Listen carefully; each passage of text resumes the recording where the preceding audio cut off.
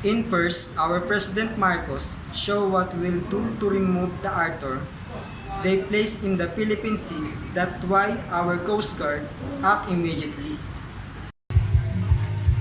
Now the Filipino soldiers will continue to train with the American as our soldier train because the Philippines is not alone. If you remember, President Duterte even invited that the Chinese Coast Guard or Chinese Navy operate in the Philippine Sea. I am sure they're used to Filipinos not giving up, but now they are quiet a bit of man with the action of our President Marcos when remove the Arthur. China now realize what the Coast Guard did when they removed. So the Chinese were shocked by the action taken by the Filipinos. When they remove what they put in, this proves that we are not afraid because the Philippine Sea is my country. So we'll only fight for our land. Ordered the remove of this place by China in the Philippines.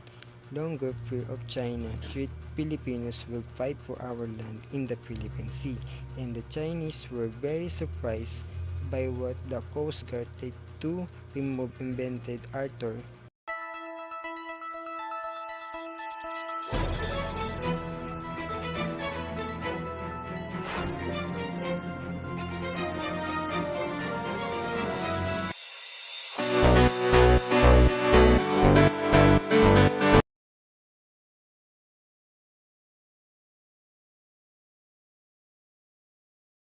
Almost every goods price has climbed including the cost of rice, vegetable, meat and fish. Many people struggles with their daily expenses as a result of the price. The high cost of commodities still makes our worker pay insufficient, and this year, especially rice price has climbed much more, making the majority. Suffocating even worse, the poor are particularly affected by the price rise because money use don't make enough money and are consequence hungry. Thank you. Ano po yung mga epekto ng pagtaas ng mga Malaki. Malaki ang epekto kasi alam mo sa totoo lang sa tagal pa na nagtitinda, yung halagang 1,000 halos anin na pumapalo lang ng 8 kakad dati. Sa 1,000 wala talaga. Yung dati vaccine na naman ngayon, plastic na medyo ganun lang sa sobrang taas. Lalo na po yung bigas, no? Oo, lalo ang bigas sobrang taas niya kaya wala akong tindang bigas kasi malaki yung puhunan niya, maliit ang niya. Oo nga po eh. Kaya in-stop ko muna yung bigas tapos nag-focus na kami sa pero yung alak, grabe rin. Tinaas nila pero ang tao naman basta alak. Pati rin po yung sigarilyo, no? Dati 7 lang, ngayon 10. Oo. Pero ginagrab pa rin ng mga sa bagay siguro kasi nakasanayan na nila. Kaya ang laking hirap po nito sa mga katulad natin ngayon. Saka sa amin hindi ka naman pwedeng magtaas ng malaki. Actually, piso, dos, yun lang ang dulo na. Minsan, may bibili ko sa iyo. Saka po mga may trabaho, yung sahod nila po ng pagkain. Kahit pa paano, pero yung tinaas niya sa akin, kulang pa rin sa kahit man sabihin mong binata yung nagdama ka, kulang pa rin. Lalo na yung bigas ngayon, malaki yung nilandan. Dati 20. Dati may nakuha pa kami 1,000. Mabuti ngayon, nakababa na nila.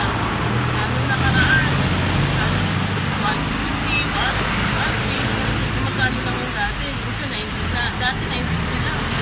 Ganun pa lang. Magkano po yung tinaas ng ng bigas? Magkano yung nilandan? Almost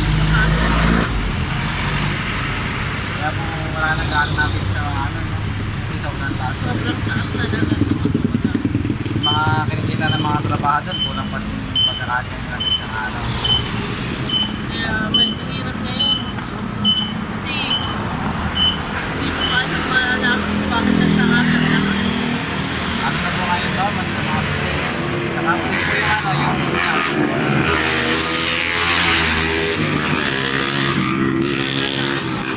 Hindi katulad dati, yung sandaan mo, may 2 kilo ka na. Ngayon, yung sandaan mo kulang pa. wala ka na mabibili po. Wala na. Bigas lang yun. Maghapon na kain lang. Wala hindi nakasama yung ulam. Walang ulam. Sa iba, yung bigas, tapos na ng 70. Yung iba, iba talaga. Pero, medyo meron naman bumaba. Kaya lang, ang hirap naman. Pero kung hindi ko yung sniper, may iwan yung sobrang. May iwan yung sniper. Yung sniper. Mabigas na konti. Yun lang muna. Thank you po. Thank you po sa interview.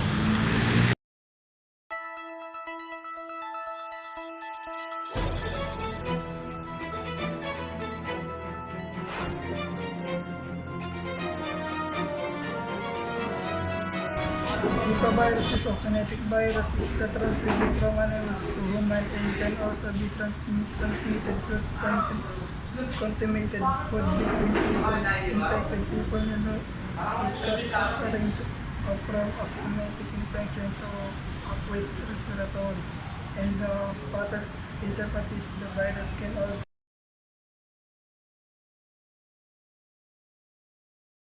pass in outbreaks. In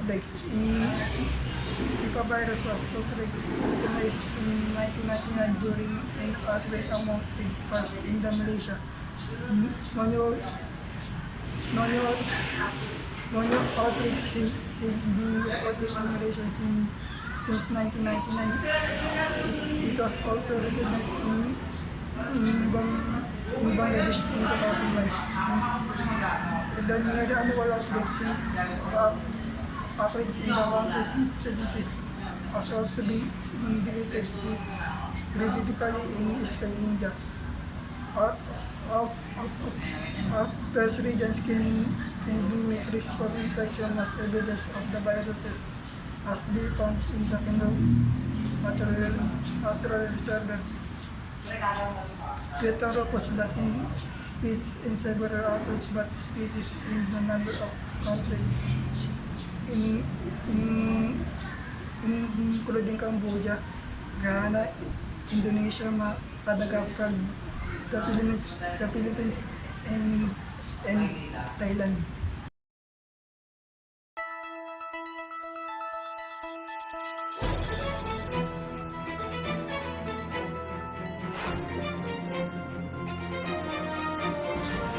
Israel Hamas war rage as crisis in Gaza deepens. US President Joe Biden has arrived in Israel on an extraordinary high-stakes trip as the region is gripped by violence in the aftermath of Hamas attacks and Israel's subsequent response. His visit comes protests erupted across the Middle East after an explosion likely killed hundreds of people at a Gaza hospital. Palestinian officials blamed Israel, which said the blast was caused by Islamic Jihad rocket.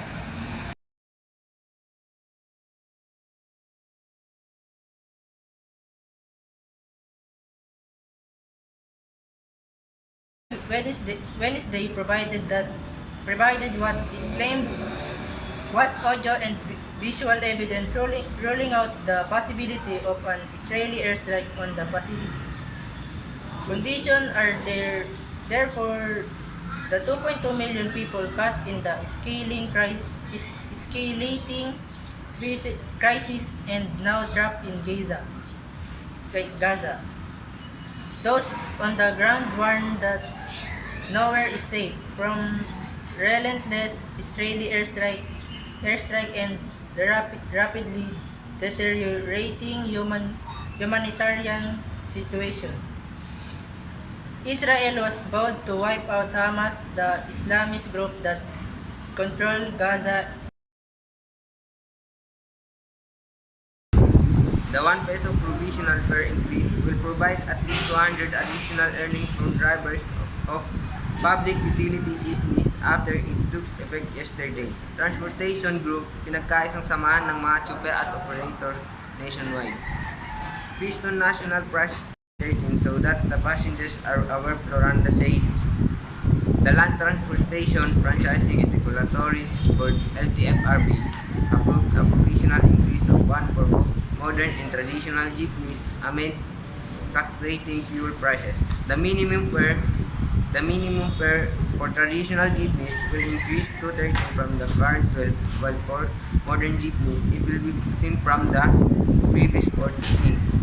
If a driver has 200 passengers a day, that will be 200 additional earnings. If he earns 500, it will become 700, but this is just temporary. The LTFRB can rescind it once the price of petroleum go down.